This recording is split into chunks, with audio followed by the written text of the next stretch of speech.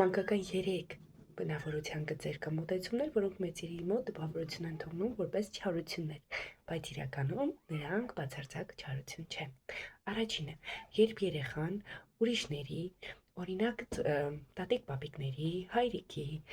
մանկապարտեզի դայակների կամ ուսուցիչների մոտ իրեն շատ լավ է պահում, սակայն երբ գալիս է տուն կամ երբ մայրն է վերադառնում տուն, սկսում է լաց լինել, չարաճճիություններ անել, բղավել, ցատկոտել եւ այլն եւ այլն։ Սովորաբար այս վերաբերմունքը մենք անվանում ենք չարություն, բայց իրականում դա չարություն չէ։ Դա կապ ունի երեխայի դիմացինի մոտ իրեն բավականաչափ հանգիստ զգալու, սեփական հույզերը, զգացմունքները արտահայտելու համար։ Ինչ է նշանակում սա, որ երեխան ուրիշների մոտ, մանկապարտեզում, դպրոցում, տատիկ-պապիկի մոտ իրեն խելոք է պահել, իրեն պահել է այնպես, ինչպես անհրաժեշտ է, ինչպես սպասելի է իրենից, սակայն այդ ընթացքում նա ունեցել է այս զգացմունքները, տարբեր հույսերը, որոնք չի արտահայտել։ Իսկ երբ նա վերադառնում է տուն կամ հայրիկն է տուն վերադառնում, նա հանդիպում է իր անվտանգ տարածքին, այսինքն մայրիկի ներկայությամբ, ինքը զգում է բավականաչափ հանգիստ իր հույզերն ու էմոցիաները արտահայտելու եւ այս ժամանակ է, որ նա սկսում է լաց լինել, սկսում է արտահայտել իր բոլոր անհարմար զգացմունքները, որոնք դրսում հնարավոր չէին արտահայտել։ Երկրորդը դա երեխայի անդադար մայրիկի հետևից պտտվել, նվնվալ, գրկել տոտիկը կամ ոտքը կամ ձեռքը, այսպիսի մոտեցումն է, որը եւս համարվում է չարություն։ Իրականում ինչ է սա, հատկապես փոքրահասակ երեխաների մոտ կարիք կա ծնողի, հատկապես մայրիկի հետ կապ ստեղծելու։ Իսկ ինչ է տեղի ունենում հաճախ, երբ մայրիկը ներկա է, բայց այդ կապը չկա, մայրիկը խոհանոցում գործ է անում, ճաշ է պատրաստում, տունն է հավաքում եւ այլն, եւ երեխան կարիքը ունի այդ միության կապի, որտեղ մայրիկը կամ հայրիկը նաեւ իր մոտ է, նայում է իրեն, խոսում է իր հետ, ուշադրություն է դարձնում երեխայի ներկայությանը։ Այս դեպքում երեխան սկսում է նվնվալ, սկսում է փաթաթվել մայրիկի ոտքին եւ ուշադրություն պահանջել։ Ինչ է կարելի անել, փոխարենը երեխային չար կամ չարաճճի անվանել։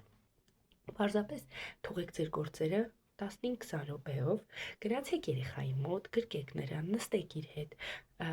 հետաքրքրվեք նրանով, ուշադրություն դարձրեք նրան, ժամանակ անցկացրեք նրա հետ։ Սա անպայման կօգնի եւ կթույլատնի երեխայի մոտ այս վախի կամ անվստահության մթնոլորտը։ Եվ երրորդը, երբ երեխան լացկան է կամ շատ է էմոցիոնալ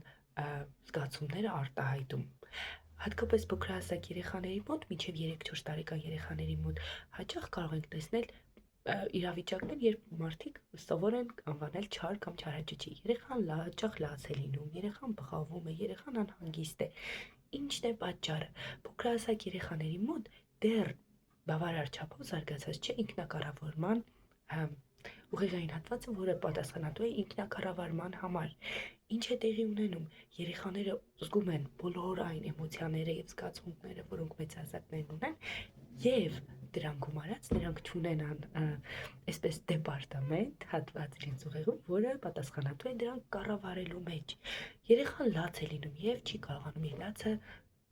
դադարեցնել, նա պարզապես բղավում է ու բղավում։ Ինչ անել։ Փոխարենը բարկանալ եւ հրամայել երեխային, որպեսզի նա լռի, եկեք օրինակ ծառայենք։ Գրկում ենք երեխային, հանգստացնում ենք նրան, որովհետեւ հատկապես 4 տարեկանից ցածր երեխաների մոտ ինքնակառավարումը շատ թույլ է եւ երբ երեխան սկսում է լացնել, շատ դժվար է նրա համար դադարեցնել այդ լացը։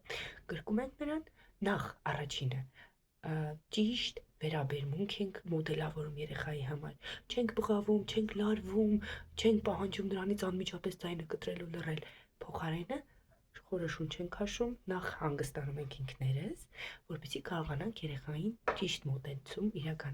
դրսևորել։ Հանգստանում ենք եւ հարցնում ենք. «Կուզես ես քեզ գրկեմ, որ հանգստանաս»։ Եթե երեխան այդ պահին պատրաստ չէ, թույլ տվեք նրան բղավել, լաց լինել եւ դուրս բերել այդ ամբողջ էմոցիաները։ Դա նորմալ է, լացող երեխա նորմալ է եւ պետք չէ սարսափել այդ մտքից եւ պետք չէ մտածել, որ ամբողջ աշխարհը նայում է մեզ եւ ասում, «Ո, ինչ վատ ծնող ես դու, որ երեխատ լաց է լինում»։ Թույլ տվեք նրան լացել եւ մի 2 րոպե անց նորից դիմեք երեխան եւ առաջարկեք գրկել իրեն։ Սովորաբար երեխաները երբ արդեն պատրաստ են, ցանկություն ցույց են տալիս, նշաններ են ցույց տալիս, որ ուզում են, որ իրեն գրկեք նրան եւ հանգստացրեք։ Ապա, երբ նա արդեն հանգիստ է, կարող եք խոսել այն մասին, թե ինչն էր պատճառը, ինչու էր երեխան տխուր, ինչու էր լաց լինում եւ օգնեք նրան մյուս անգամ ավելի ճիշտ վերաբերմունք արտահայտել։ Եթե նա ուզում է, օրինակ, որևէ խաղալիք, փոխարենը լաց լինելու, խնդրեք նրան ասել ձեզ ու միասին փորձեք լուծել խնդիրը։ Ուսեմ օգտակար եղավ։ Շնորհակալություն։